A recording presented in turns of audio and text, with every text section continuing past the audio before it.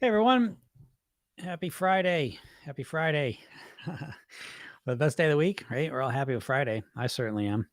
Uh Even though I love my work, love the week. But what we're talking about today is preparing to lose weight, which should be an exciting topic for everyone because a lot of people are preparing to lose weight up in their head. But I'm talking about a different preparation. I'm talking about an active preparation. I'm not talking about in your head thinking about someday I'm going to do this.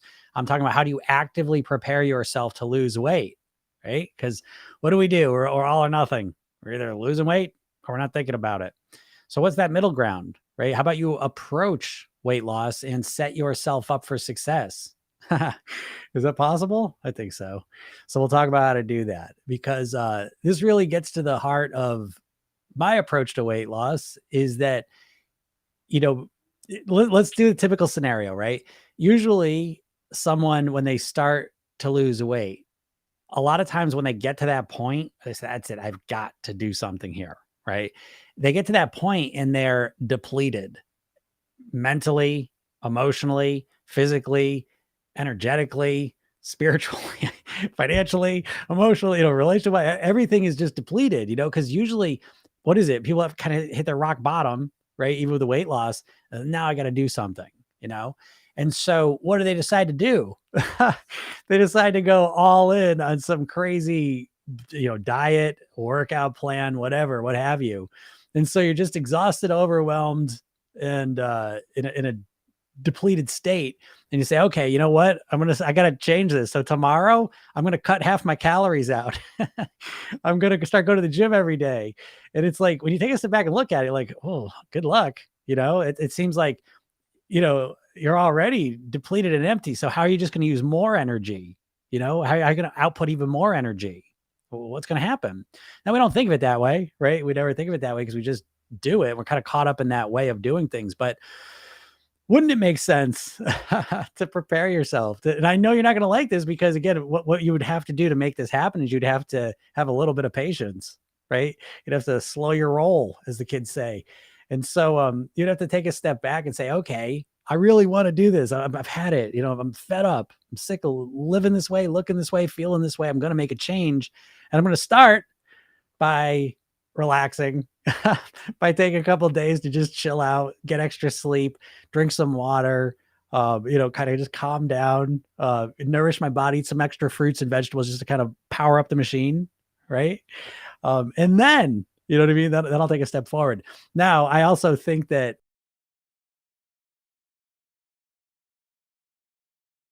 dieting is such a dumbass strategy. It's like, what's the average diet? I love it now too, right? And it's so dumbass because I was thinking to myself, I'm like, okay, Weight Watchers, because they're probably the leading diet, you know what I mean, over time, right? And so it's like they used to say, okay, you're going to start 1,200 calories, right? That's what Weight Watchers would say. Now that's considered a starvation diet. So now that they've changed their tune a little bit, but most diets, for most people, that first day, on average, they're cutting 40, 50, 60% of their calories, which is, it's a huge cut in calories, right? Just like if you just magically, just easily just cut out half your calories right off the bat, that's going to be hard times for you.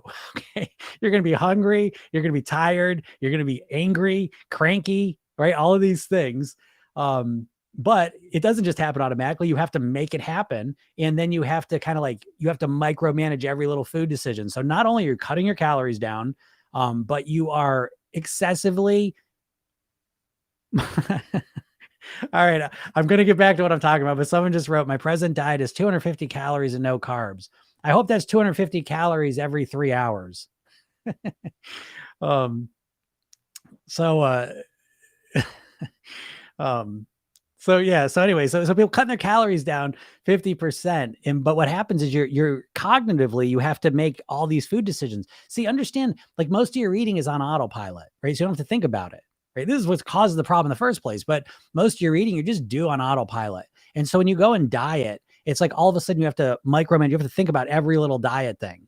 And, it's really important that you recognize how much energy it takes to all of a sudden manage all your eating that well. So this person writes in, I'm eating 250 calories and no carbs, 53 days, and I lost 31 pounds, right? Everyone, please look at that and say, so what? No offense to you. I'm not going to say good job, but I mean, because I don't agree with any of that, because what's the point of eating 250 calories? But I appreciate this because that's a new extreme, in the sense that the water fasting people come, what do you think of water fasting? Well, I think it's horseshit. I think it's a goofy, I don't understand the point of it, but okay. But everyone knows, I think everyone knows I'm fasting. There we go. I'm fasting. Yeah. 250 calories. Sure. Right. You breathe that many calories if you walk by a bakery.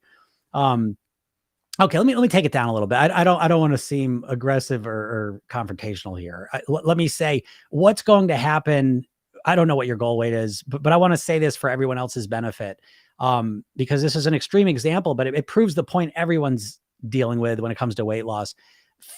250 calories and no carbs. I'm fasting. But the key thing that everyone's going to look at is I lost 31, to each their own. Fair enough. But let me ask you this, and I would love if you ask me some more. But people say water fasting is really good. Oh, it was a typo? No, it's not. I know this person is probably means 250 calories they're fasting. But let me ask you this. How long will you be able to do this for? Answer me this. How long will you be able to do this for? And once you're not able to do it, what do you think will happen to those 31 pounds that you lost? Okay. And this is the question I want to ask and I want answered. 2 cheat meals a week. Did you mean 250 calories a day? Are you fasting for 53 days to lose 31 pounds?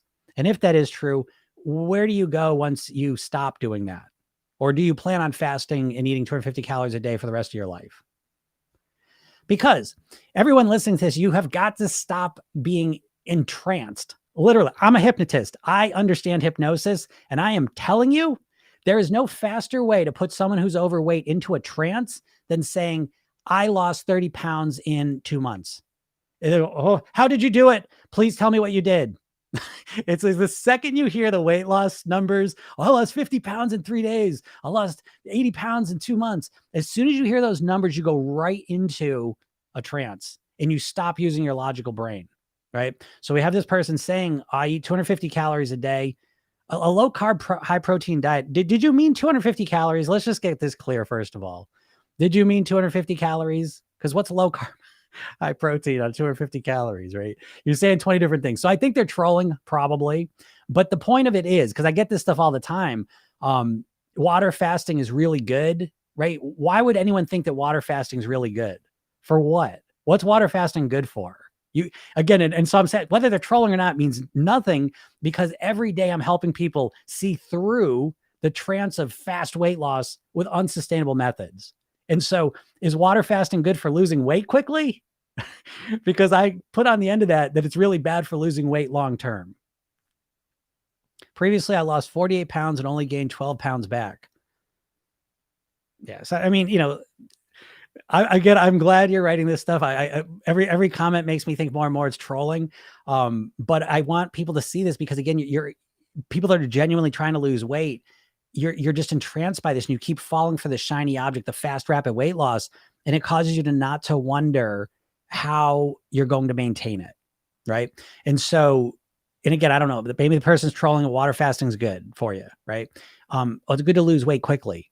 I wouldn't disagree. You could lose weight. Probably the fastest way to lose a lot of weight is to water fast. I can't think of a better way short of water fasting with a like high intensity interval training on top of it, right? For months. That's probably the best way to lose a lot of weight fast. Okay. But you've got to look past the short term into the long-term strategy, what you're going to do. Right. And so if that person was legitimately eating 250 calories a day, and I'm kind of laughing about that, but I'm not, because there used to be the HCG diet, which I don't know if it's still around, but this was a good example of this, where they would give you HCG, which is a hormone pregnant women produce. And they would give you that. So that's going to help you lose weight.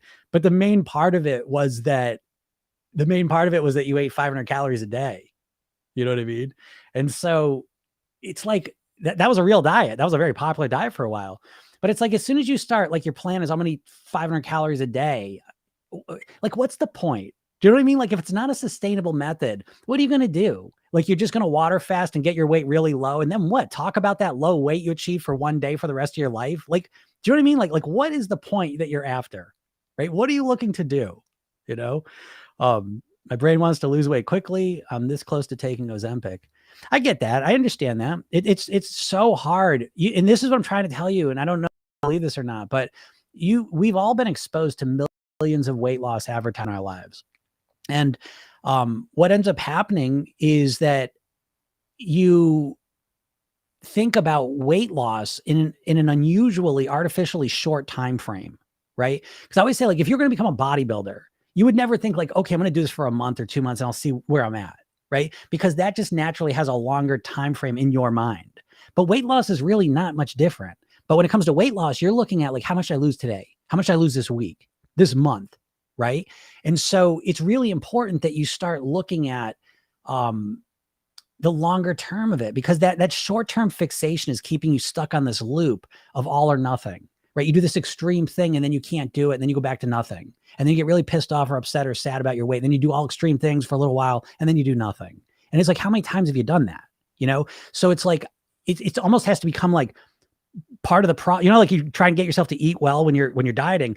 It's part of that level of focus needs to be aimed at you feeling more patient with this process, because it's the weight loss in like, because the thing is, you don't even want to lose weight. You want to live at your goal weight, you know? So I don't know. Let me see what this person's saying. Cause I feel like they're trolling, but I'm going to do it. I feel like I don't know, like my brain wants to lose quickly. I maintain my weight by restricting 5 days a week and binging 2 days a week. It's an unhealthy cycle. Yeah, sure. That sounds like I don't, again, each one to do it. I don't know if we're getting a lot of eating disorder people on here today or what. So in the past 3 years, originally left 48 pounds, only gained 12 back from fasting. Fasting becomes a lifestyle practice. How is it that you don't change your diet in between fasting? The only part that you're missing is the part that I don't gain it back. So this is an all or nothing. Yeah. I mean, it sounds miserable to me, but again, like you said, to each his own, you know? And so, you know, it's, all I can say, okay, so I will say this. I feel like there's a number of maybe eating disorder people on here. And I always like, I don't deal with eating disorders. I deal with helping people lose weight that are struggling to eat less. And so where we all meet in the middle is, what's the goal here? What are we looking to do? Because if we just chase a number, then it's almost a guaranteed path to feeling not good, feeling unfulfilled, unhappy, because the number in and of itself is not what makes you happy. Your weight is a means to an end. And so if you're water fasting, if you're eating 300 calories a day, then, you know, yeah, you'll lose some weight, but it's a miserable quality of life, you know? And if you keep chasing a number on a scale, and again, if you're overweight and you're just chasing a number on a scale, you think, oh, that weight's going to make everything better. It's not. If you're miserable with how you're achieving that weight, then you're going to be miserable, even if you're at your goal weight. I hope that makes sense. You need to choose a goal weight that's going to give you the best quality of life. Okay. So when you're thinking about your goal weight, you have got to take into account the lifestyle you need to lead in order to live at that goal weight. Okay. And so for some people, you may have to raise that goal weight up a little bit, right? Because if living at your goal weight, the number you keep saying, is you eating 500 calories a day forever, that's a shitty quality of life. That weight in and of itself doesn't make you happy, you know? And so it's important for you to recognize that now, you know? All right. Yeah. So this person, okay. So doing 500 push-ups in an hour. This is awesome, man. You're killing it. You know, you are an extreme person for sure. And so it's important to recognize, if you're an extreme person, you do stuff like that. But if you're not an extreme person, which is most people I find, then you want to find a slower, more stable way to create the results that you want. Right. I think that's a smarter approach to make it happen. Right. And so, you know, so where was I give you all off track here. Yeah, but losing weight is never fun. So who's going to enjoy it? Yeah, who said I'm going to maintain this diet forever? Then who said you're going to maintain the weight forever? So what's the point? You know what I mean? So you can tell your grandkids that you weighed X amount of pounds one day. You know, and so what's the point of it? Losing weight is never fun. I disagree. I think it depends on how you do it. Okay. And so people think losing weight isn't fun because they overcorrect, right? What's the classic diet mindset? Day one, what are you doing? You're cutting 50, 60% of your calories out. right? That's like saying like, I never played the piano and I want to play the piano, but I'm an extreme person. So I'm going to practice 8 hours a day to get really good. Okay, great. After the first day, I can't move my hands. You know what I mean? I need like 7 days to recover. And in essence, that's what people do with the weight loss is they so overcorrect and they overwhelm themselves. Do you not feel that, folks? Do you not? It's just crazy. What's up, Vicky? All right. Now we get some sanity in here, right? Um, so it's just I tell you, like you just don't believe this, but literally we're all to some degree in a trance, a literal hypnotic trance with the weight loss, because again, it's millions of ads, and it skews your thinking. You know what I mean? Like you literally can't even think logically anymore because we've had these ads shown on our face like a million times, just this rapid weight loss, before and after pictures. I lost this much in this many days, And so that's just like it gets to this point that people can't even think about weight loss without thinking about dieting. They can't separate the two, And so dieting is such an overcorrection. And it's the only way you can think about losing weight. Because if you think about doing slowly, you just aren't motivated. It's, that sucks. I can't. That's too low. That doesn't motivate me. I need to lose weight fast. You see? And as long as you stay in that mindset, I need to lose weight fast. Again, it's only extreme plans that you can't maintain. Am I talking crazy? I feel like I've entered crazy pill land here today. I just ate chicken today. I feel bad. I'm trying to be vegan. All right. Why are you trying to be vegan? Because again, I'll say this, I always feel like I'm a vegetarian, well, a pescatarian. I always said I was a vegetarian that ate fish, but then I found out being on social media is a funny thing, because you realize there's people that take things a lot very seriously, right? And so if I say I'm a vegetarian that eats fish, people get upset, So I'm a pescatarian, okay? But I used to be a real big meat eater. Every day of my life ate meat growing up multiple times. But the vegetarian idea kind of came up to me, and it almost felt like sexuality. I just felt like once I realized, oh, I'm a vegetarian. It just felt like that's what I was. And so I became a vegetarian, but it felt like who I was. Do you see what I'm saying? It wasn't something I forced on myself. And so I kind of learned a lot from that approach. And so, again, I don't know why you want to be a vegan, but I would suggest that when you say you want to be a vegan and then you go and eat chicken, take a step back and just kind of, do I really want to be a vegan? I say this to people all the time in my program, like with the weight loss, because we always make mistakes. And I like to bring it right back to square one and say, do I even want to lose weight? Because you may not want to lose weight. You may not want to be a vegan. And so when we screw up or make a mistake, I think it's a good opportunity to kind of start with square one motivationally and say, do I even want to lose weight? Do I even want to be a vegan? Now, I don't ask that question sarcastically. I ask it genuinely because if I do, because I ask this myself so many times with the weight, do I even want to lose weight? And when I would ask, I would say yes. And this was like after I ate the wrong food, after I binged. Do I even want to lose weight? Yes, because I want to da da da da da da da. And I would articulate all the reasons why. But notice that difference. It's not me just assuming I want to lose weight. It's me asking, do I even want to, which causes me to come up with all the reasons I want to do it. So I would suggest you do the same thing. Here you go. You want to be vegan, but you ate some chicken today. So go back to the drawing board and say to yourself, do I even want to be vegan? And you may say, you know what? I don't. Now you're clear. You got more clarity. Or you may say, yes, I do because of blah, blah, blah, blah. And now you're more clear about the reasons why. Okay. Anderson Bill, you're forgetting the fact that I lost 48 pounds and kept 36 pounds off for 3 years. Yeah. Okay. Lena, it's fine. Chicken is good for you. Don't worry. All right. Yeah. No, you make sense. However, there is an arrogant in your prison. Some people become vegan for the environment, Yeah, I know that. Yeah, people do what they do for lots of different reasons, for sure. There's an arrogance in my presentation. Well, I mean, do you blame me?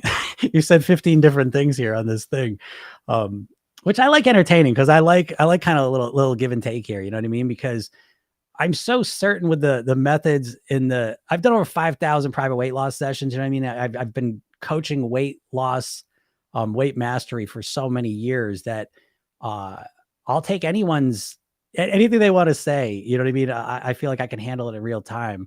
I feel like what you're saying is kind of conflicted here, because I think you're trolling, but either way. So it gets to the point though, like what I want to bring out is that it's the extreme stuff though, and it's like, again, what puts you into a trance is as soon as you see I lost X amount of pounds in X amount of days, right? You've got to be on the lookout for that because that's a hypnotic trigger for you to stop thinking logically. And I want you to stay logical. And so when you want to lose weight, start it by saying, okay, this plan I could do, and I might lose 40 pounds in a month, but it's completely unsustainable and it's miserable. This plan, I might lose 10 pounds this month. I might lose 5 pounds this month, but it's easy, it's enjoyable, and I could maintain it. It makes me feel good.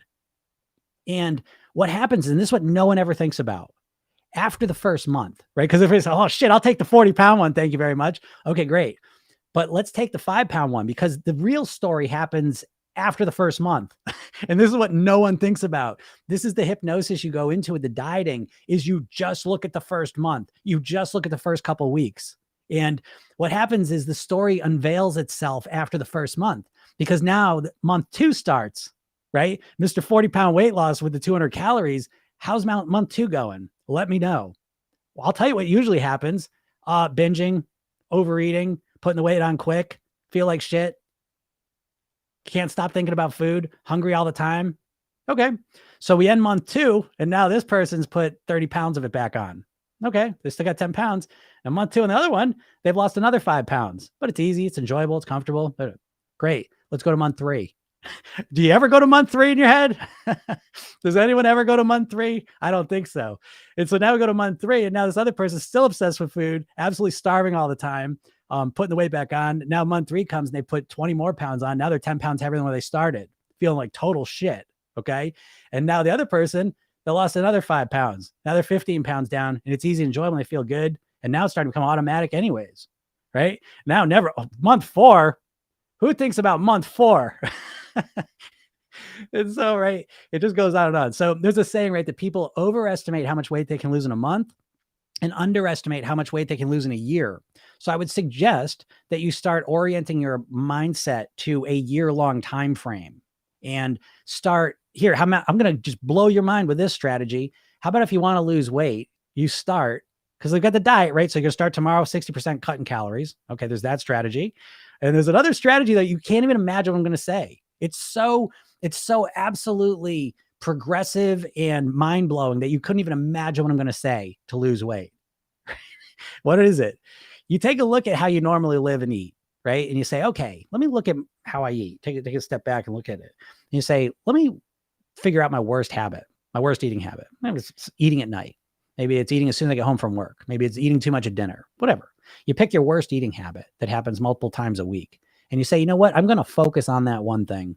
I'm going to focus on that one thing, and I'm going to get some mastery over it. I'm going to come up with some strategies to help me solve that habit. And I'm going to work on that and focus on that. And you spend a month or a couple weeks on it, and you get some real strategies that work for you. You make some real forward progress with it. And then you move on to the next one. Can you imagine? Now, I know that you probably don't want to do that because you're like, oh my God, I need fast results, But what else in your life, like if all you cared about was just getting fast results, that you would succeed with, right? I can't think of anything. And I know listen, I'm not saying you just want slow results. I'm not sitting here saying don't aim for quicker results, but I'm saying don't just aim for fast results. Is that not what keeps you trapped? You know what I mean? The way you're thinking about it. Is as if this platform on my end offers my perspective clarity. Yeah, I don't know what that means. So anyways, it's really a mindset game more than anything else. That's what I'm ultimately kind of telling you here, that I just made this video, that if you, because do you believe at this point that you can lose weight? I do these all the time, and it's like, if you've been trying to lose weight for decades, and it hasn't worked, it's natural to create the belief that I can't lose weight. You start to take it on as if it's a personal shortcoming, as if it's the reason you can't lose weight is because there's something wrong with you, as opposed to realizing that it's the horseshit strategy you're trying to follow, of fast, rapid weight loss. I always joke, it's like the way people try and lose weight, it's like if you wanted to learn like a language or an instrument, and the only thing you would learn from are like, learn Spanish in 24 hours, master, become fluent in Spanish in 1 week. You know what I mean? Like you're just obsessed with these shortcuts. And that's how it is with weight loss. But you don't even realize it because it's so normalized. That's just how everyone's trying to lose weight, And then it's like, and this is why you're in a trance, because it's right in front of you. Who do you know that's lost weight long-term on a diet? Do you know anyone? When you have a friend that says, you know what, I'm going to go on this new diet, right? And it's like, they say, oh, I'm going to do this new thing. I'm going to lose weight. Do you ever believe them? Is there a cell of your being that's like, yeah, you're going to do it? You know what I mean? And again, I don't say this to be an asshole. I say it just to be like, do you not think this? Like, it's right in front of us and we're just missing it. You know what I mean? Because we're missing the bigger point. Yeah, my mom did lose weight long term. How'd she lose it? What'd she do? I'd love to hear her strategy. You know, I'm obsessed with long-term weight loss and how people do it. I've been obsessed with that for 30 years, you know, always after it. I have rarely, I'm not saying I've never seen someone on a diet lose weight, because there's always outliers, but I have rarely seen someone using a diet to lose weight long-term. What I have seen consistently from people that have lost weight long-term is it's become this inside out transformation, that the biggest shifts they've made is they've changed the way they think about themselves, about food, about exercising, their health, and their lifestyle. And they've created a whole different way of being. And it's much bigger than a diet. You see, the diet's this idea that you just need a plan and you're just going to follow it. But you got to recognize that the main problem you have is not that you don't know what to eat and what not to eat. The main problem is that you can't get yourself to do it consistently. You see? Oh, gastric bypass surgery. Well, there you go. You know what I mean? Like, and again, I mean, that's an extreme thing. And I'm not judging it. You know what I mean? Like, there's a time and a place for that, you know, fair enough. But what I'm talking about here is, you know, how to lose long-term, you know, and it's like, you know what I'm talking about. It's just, oh, well, my mom lost a long-term. Yeah. Well, she had surgery. She had major surgery to do it, which is, again, it's fine, but don't act like, oh yeah, it's just normal. Mom did it. You know, she had to do something pretty extreme. Right. And then ultimately, by the way, and so I don't know how long she had the surgery ago, but just having that surgery doesn't guarantee you're not going to gain weight. Okay. Because even if you get the bypass or the lap band, you're going to have to deal with how you're going to eat eventually. And there's plenty of people that get the surgery that never deal with it, because yes, you have to eat less food, but a lot of people just eat less food all the time and they put the weight right back on. So at some point you have got to deal with the emotional, mental pieces of it. And so I'm glad that your mom dealt with that. Okay. But there is more to it than just the physical shrinking of a stomach. There's more to it than just give me a weight loss plan and I'll follow it. Obviously, right? So you know this intuitively on some level, but I just want to make it explicit that truly what's going to dictate your success ultimately is not the plan that's in front of you. It's your ability to influence how you think and how you feel so that you can behave the way that you know you should.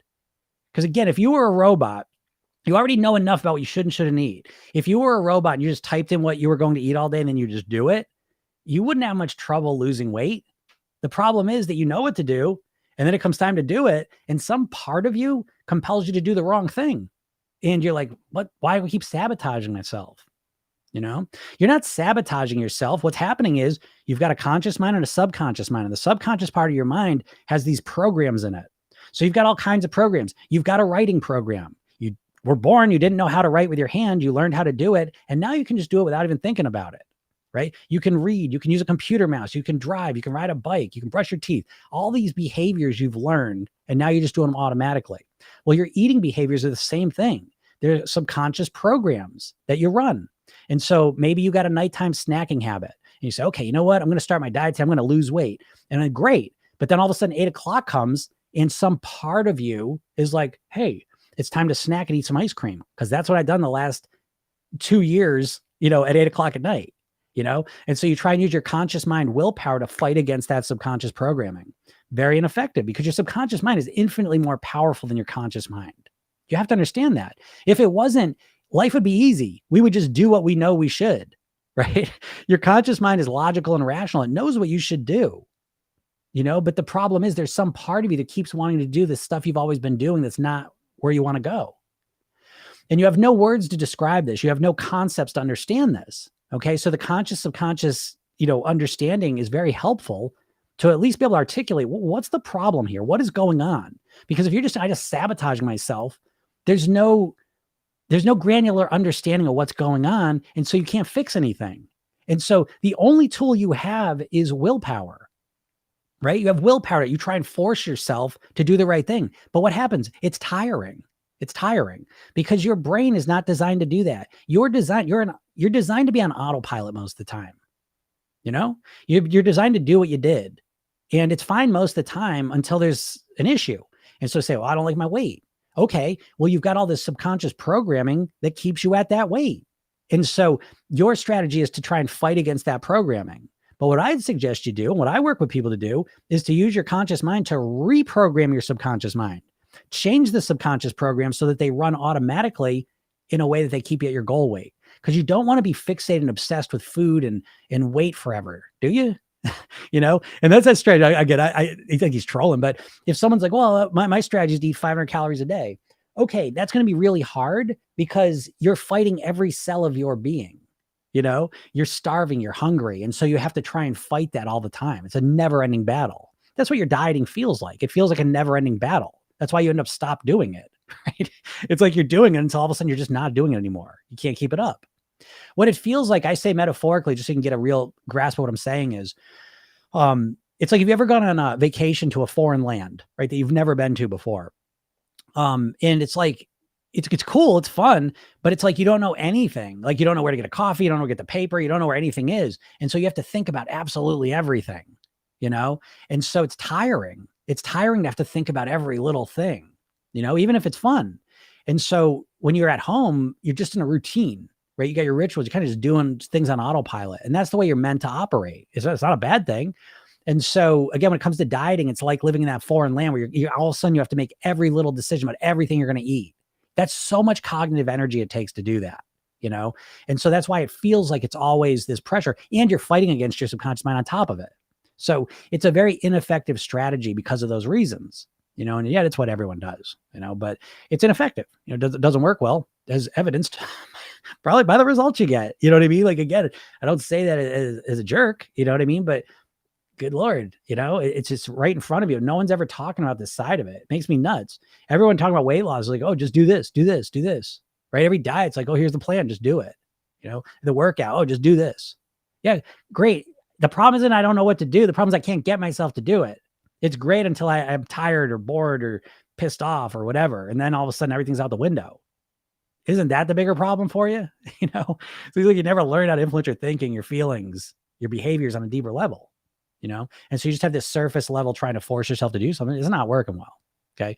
But again, the reason I say this to you is that I don't want you to take it as a personal shortcoming. I don't want you to take it as a character flaw. It's not. It's a bad strategy. Dieting is a very bad strategy. And so if you change up the strategy, you'll be shocked at how much more effective and successful you can be.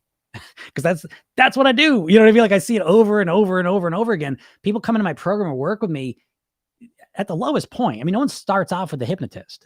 You know what I mean? You end up with the hypnotist after you've tried everything else and nothing's worked. When you're desperate, they mean that those are the people coming through my door. And so they feel like nothing's going to work. And so it's all about, making them feel better by doing something different. You know what I mean? And I said, do it over and over and over and over again, So it's not rocket science. It's one of these things that we just don't think of on our own for some reason. I don't know why.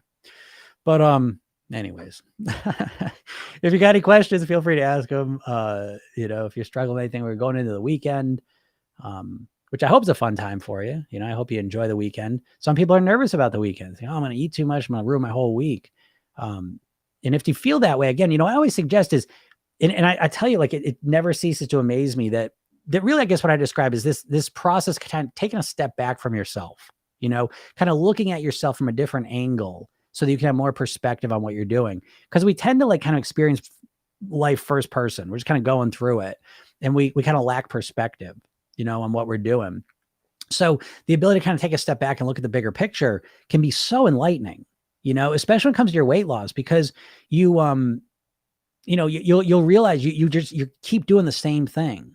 Vicky's still on here. She's in the program, and she was talking yesterday how she, once she got some perspective yesterday, she goes, what? I felt like a mouse on the wheel, or a hamster on the hamster wheel, and it's like, you can get so fixated on that, and from that perspective of being the hamster, you're God, you just got to do this, and then you take a step to the side of it and you look at it, you're like, oh my God, I'm not getting anywhere. You see me, like, perspective is so crucial in this area. It's really crucial in every area, probably. But it's especially here. So when you get some perspective on yourself, you can realize the way you're trying to lose weight is just like the hamster on the wheel. Like you're just obsessively, blah, blah, blah, blah, blah, but it's not getting you anywhere. So we take a step to the side and say, oh, Jesus, no wonder, and so you start to activate more of your brain. Tips to cut sugar. I'm seriously addicted. Yeah, sugar's tough, right? Yeah.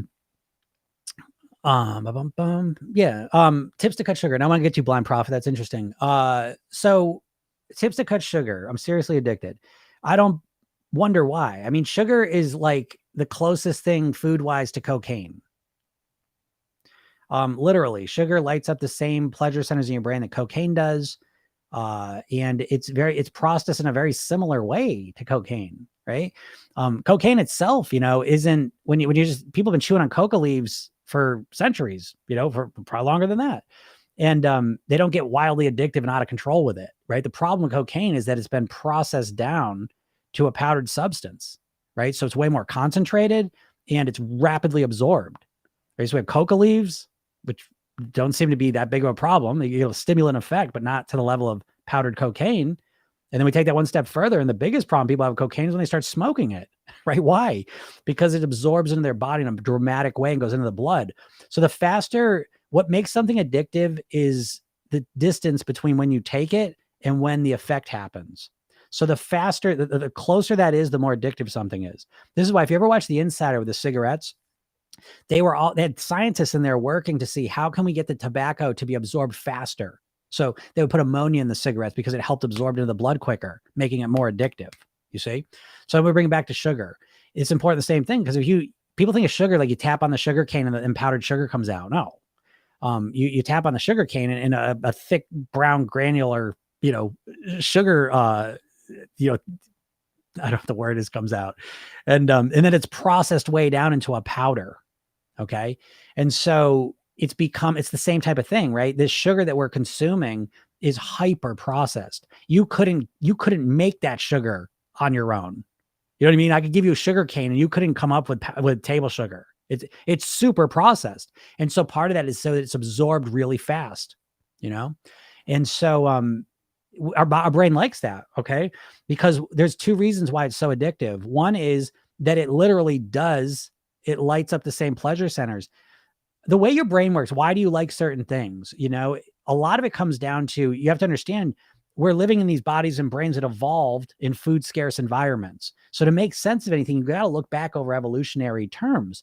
And so when you eat something with a lot of calories in it, your brain releases dopamine, which is what makes you feel good. And so that you do more of it. So in a food scarce environment, if you've just, killed a buffalo and ate it, and ate a bunch of, things that you gathered and you're full, and all of a sudden you stumble across a beehive, you want to be able to eat that honey, right? Even though you're full. So there's a thing called spontaneous voracity. And it's something that humans in food scarce environments adapted for, because the more they could eat when the food was there, the more likely they were to survive. So we're all the product of ancestors that were able to eat a lot of food. And the way we're able to eat a lot of food is because when we get around calories, our brain says, eat more, eat more, eat more. So with the sugar, it's calories in it, and it is absorbed very quickly. Okay. And it's sweet. And so sweet stuff in nature signals more calories. You see? So it's very, very addictive, and it goes into your body and it's absorbed quick. So that makes it even more addictive. So you get this spike of blood glucose right away. So that's just some of the background. You know what I mean? So how do you cut sugar? I'd say the first thing I would suggest is I would watch a documentary on sugar. One of the big challenges people have when they say, oh, I got a sugar addiction, is that it's the way they're thinking about sugar. And you're thinking of it in a benign way. Okay. You're not recognizing, you're saying, well, I shouldn't eat sugar because I don't want cavities or I don't want to put weight on. But those consequences are too far in the future to really impact you much. What you need to do is shorten those consequences so that they're like 5 minutes away. And I think if you go and watch some documentaries about what sugar does once it goes in your body, so you may not know, sugar is actually two things. It's fructose and glucose, right? So table sugar is called sucrose, and it's glucose and fructose. The fructose goes to your liver, and the glucose goes into your blood sugar, right? And so as soon as you eat sugar, you spike your glucose levels in the most unnatural way ever in history. Never in history were you able to spike your glucose levels like you can now, because there was no way to do that. Everything else had fiber in it. And so you spike your blood sugar, and then your body has to release insulin to clear it out, because too much glucose all at once is inflammatory. It's toxic. And so again, remember, you could never do this in history, spike your glucose like this. Now you can. And so everybody says, oh shit, we got to get rid of it. Release the insulin. And now your body's not good at measuring how much insulin will release, because it's never had to deal with this spikes of glucose. So now you over release the insulin, and now it clears the glucose out of your blood, but now it crashes, and now you're hungry again. Right. So it's a wicked cycle. The other part, the fructose, goes right to your liver. And again, it's absorbed so quickly that it overwhelms your liver. You want to recognize it's a tsunami effect. That's a key word to recognize here. It's just like in your town. If it rains 10 inches in a week, the town can handle it. If it rains 10 inches in an hour, it overwhelms the systems and causes more systemic problems. Okay. So same thing's going on in your body. So every time you're consuming sugar, and especially high amounts of it, you are really, it's a toxic thing to your body. And I think as soon as you more closely recognize what the instant impacts of the sugar are, it may change how you feel about that, but you want to change the way you're thinking about sugar, because again, we've been inundated with marketing and a culture that minimizes the effects of sugar and normalizes it. Okay. It's a very toxic substance. Now I eat sugar sometimes, so I'm not sitting here talking like never eat sugar again. But I manage it like I would, my alcohol. You know what I mean? I drink alcohol, but I do it very moderately, same thing. And anything else that you moderate, that you have in your life, but you moderate it, I would suggest you put sugar in that category, and the less sugar you eat, the easier it is to eat less sugar, because the more sugar you eat, the more you want of it. So I'm beginning to lose interest in eating. Don't get me wrong. I still eat, but my focus is changing. I think that's good to a point. You know what I mean? Like I would agree. I'm the same way. We've been so conditioned to think about food as entertainment, and for food is all this emotional stuff. But at the end of the day, food is fuel. That's its primary purpose. And I'm not saying you should never eat food for enjoyment. I think you should. But again, I think you should moderate that. If you're eating 100% of your food for entertainment and pleasure, you're probably going to be in trouble. And I say this as someone whose dad died of a heart attack at 54. This guy was known as an eater. It was part of his identity and his personality. So it's like, I have kind of strong opinions about that whole, and I was there too. I was in that same boat until I learned a lot of this stuff and changed the way I thought about it. But now I primarily, I have a structure I use 5 days, Monday through Friday. I eat for clean, for nourishment, for fuel. And then 2 days a week, I'll eat for pleasure, Now, when I say that, I'm not binging on those two. I'm not going crazy. I'm still eating for fuel as well, but I'm definitely eating more. My choices are more about pleasure. Okay. But I do think that, that becoming less interested in food, I always say like feeling more indifferent to food is very helpful, because we're in a very unnatural place right now, where how we think about food is completely unnatural. Do you understand that? Right? You do, I think, on some level. But think about it. Before the last 50 years, really, we've never had food like this ever in the history of the world. So if you go back to any time before 50 years ago, and there's a big difference between being a hunter-gatherer and being a farmer, was a huge shift in how we eat. But the biggest difference by a mile has been the last 50 years in the way we process foods and the way we market foods. You know what I mean? So this is the big challenge, So, it's literally, it's like, hey, Nikki or Nikita, is that Nikita? All right. It's like, I always reference this, I think of food, like I make a distinction. There's good food, nourishing food for yourself. And then I think of it almost like food cigarettes, and I think it's a very helpful paradigm concept to look at your food and reference cigarettes, because if you look at cigarettes 100 years ago, right? No one thought cigarettes were unhealthy. Think about this, right? People were smoking, and the cigarettes they weren't as addictive, by the way, but they were addictive. And, if you wanted to stop smoking, it was way harder because you didn't know all the negative impacts of it. You know what I mean? You didn't think about all the negative stuff of it. And so that's where we're at with our food, I think. I think it's starting to turn around. I don't know. But I would not be surprised in our life if we start to have like warning labels on food. It's that dangerous. I mean, geez, 70% of the population in America is overweight or obese. The diabetes numbers are off the charts. I mean, these are real issues. I mean, it's literally life and death. People are dying. They're having morbidity issues because of the foods that they're addicted to. And I don't know. I mean, I think it's just such a big moneymaker all around. I always say the obesity conspiracy is really the food producers, the diets, and the medical establishment. And I think the medical establishment is one of treating symptoms, not finding cures. And so I think the medical establishment just makes so much money off of treating diabetes, treating heart disease, treating certain cancers, treating all, weight related issues. I think there's so much money to be made there that I don't think they're really motivated to cure the problem. And so there's just so much money behind things that will kill you. It's literally no different. Well, it's different than the cigarette industry because it's so much bigger. And so I think their power is just exponentially greater. But I think it's very helpful to look at the foods that you're eating as if they were run by the cigarette companies. I think that's a better paradigm to think through. And then you can make your own choices from where you want to go from there. Right. But I don't know how you feel about cigarette companies. Like, oh, they're like drug pushers, you pissed off at them, right?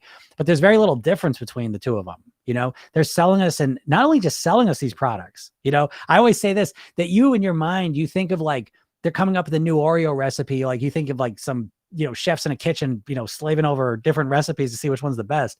You don't think of it. These food recipes now are being made in laboratories by scientists. I always say that the one I always remember is, I believe it was Ben and Jerry's, but the way they come up with their best recipes, because think about how do you think they come up with their recipes? You think like, oh, Ben and Jerry, they're up in Vermont, mixing up some ice cream recipes and see which one's best to their friends, their hippie friends, all high on weed. Oh, I like this one, dude. That ain't how it's working, right? You know what they do? They put people in an fMRI machine, and they scan their brain real time, and they drip little different ice cream, recipes on their tongue to see which one lights up their pleasure centers the most. I mean, that's almost, should that be legal? I don't know, but what I'm trying to say is that they are scientifically making these foods so addictive. They have a thing that they look for the bliss point of a food. So they try and identify the bliss point of a food so that it's overwhelming. You can't say no to it, And just let me take it one more point further. Frito-Lay has a whole campus, but on that campus, they have a $40,000 chewing machine. It's a machine that chews chips because they're looking for the perfect pounds per square inch that's the most addictive and satisfying crunch for you to make on a potato chip. That's a potato chip. That's just the crunch of a potato chip. Do you know what I mean? Like what we're up against, you have no clue. Do you know what I mean? It's the most like, I don't know. It's more addictive. I'm not gonna say it's more addictive. It's different. So I don't want to come back like, oh, it's not like heroin. It's not like that, but it's the most like engineered addictive thing, the biggest, most engineered addictive thing in our society. And we're just blind to it because we're normalized to it, So I say this to you because I think just like the cigarettes, if we didn't know, because you look at you see it, it's factually based. Never mind. We knew cigarettes cause cancer, right? So in the 80s, we knew cigarettes caused cancer at that point. Okay. But even knowing that wasn't enough. It really wasn't until they put all these PSAs and all these advertising campaigns out there, viscerally associating all this negative stuff to cigarettes, that the numbers started to tank, And so that's what, it ain't happening with food anytime soon. So if you're struggling with food, you better learn how to do that to yourself. And I would say that's what I did. So that's what I always teach people is basically self-hypnosis. I teach people program yourself then technique. It's a self-hypnotic program technique you use on yourself. And it's basically because what's a commercial? Every commercial is a hypnosis session. They're looking to create an emotion and attach it to their food. It's very Pavlovian. Look at Mountain Dew's the probably most egregious one. No, Coca-Cola is, I think. Coca-Cola can't get any worse with it. What do on the side of their cans? They put your name on it. Right. So you have all these human emotions for these cans, right? You look at a can and it's like your crush's name, or is it someone who you love and care about? And you see their name on the soda can, right? You no longer see it as, colored sugar water. You see it as you have all these emotions attached to it. And then that impacts how much you consume it and how you think of it. You're not logically thinking anymore. This is colored carbonated sugar water. You're thinking, oh, this is America. That's Santa Claus. That's that time I hung out with my dad and he said he loved me.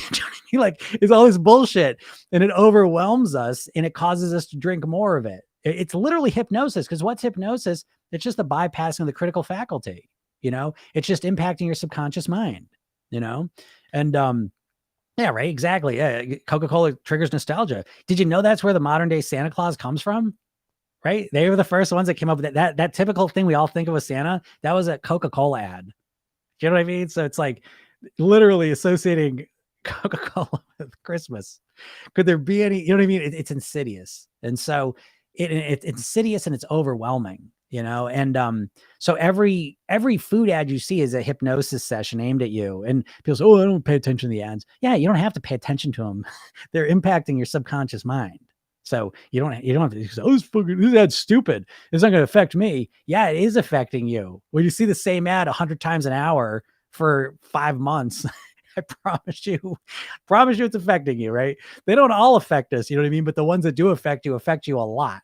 And so there's no stopping that necessarily. You can cut it out a bit. But I think the real secret is to understand what they're trying to do, which is they're literally just using hypnosis. And I want you to use this. I want to give you a pair of glasses to be able to see this stuff in the world. Because once you see it, then you can start to recognize and you start to defend against it. But the next time you see a food ad, I mean, you could do this with any ad, but especially a food ad, I want you to notice how they're looking to elicit an emotion in you, create some feeling that you feel, and then they attach it to their product. And it's just Pavlov's dogs. That's all they're doing to us. And so that emotion blurs our vision. It blurs our logic. And instead of looking at things in a logical way, we get very emotional. And that is the problem people have with losing weight, is they've got all these emotions attached to the food. I cannot tell you. See, you don't know this. Like, it's like what I doing 5,000 private weight loss sessions, doing this for so long. What do people tell me? So I want to stop eating the junk food. I got to stop eating the junk food. I keep eating too much junk food. We get down to it, and it's almost always the same conversation, that when we really get down to it, they don't want to give up the junk food because they feel like they're losing a friend. They feel like they're losing a best friend.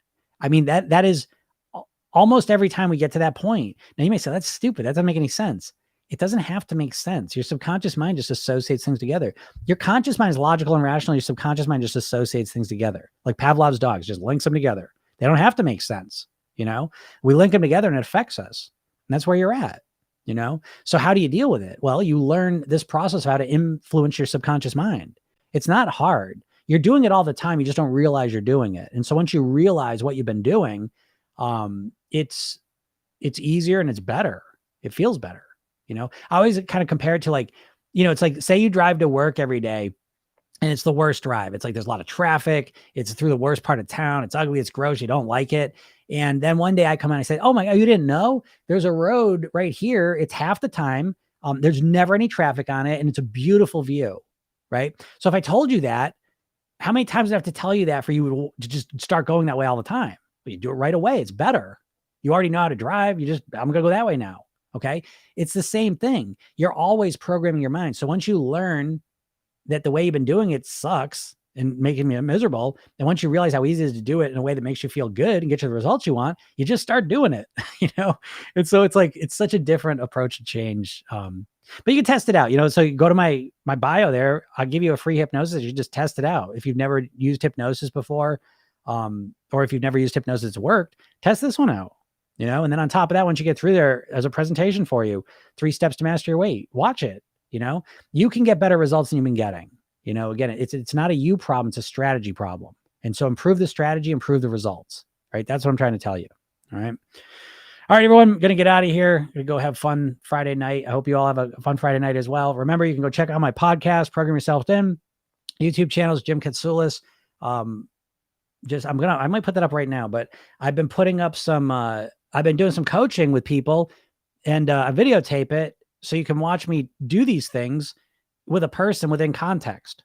Okay. So if anything I'm saying is interesting to you, watch it in context with people that are actually trying to lose weight and see how it can be applied. I think you might find it really interesting. All right. Blind Prophet, you're welcome. I'm glad you enjoyed it. So thanks so much, everyone. Have a great day, and we'll talk soon. Bye.